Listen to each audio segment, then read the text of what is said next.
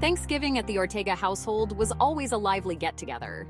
The table was laden with the traditional dishes: a golden brown turkey, creamy mashed potatoes, cornbread stuffing, and roasted vegetables, each more inviting than the last. But this year, Mama had a little surprise in store for dessert. As everyone finished the main meal, she stood up, a twinkle in her eye.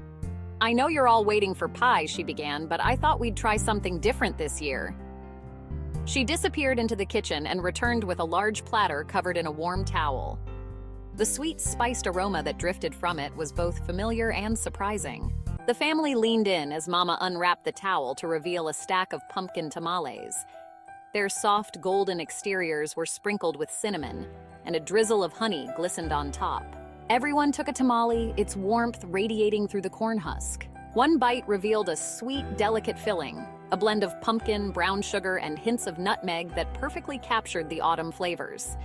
It was familiar, yet unique. Thanksgiving wrapped in a humble little package. As laughter and happy chatter filled the room, it was clear Mama's pumpkin tamales were an instant hit.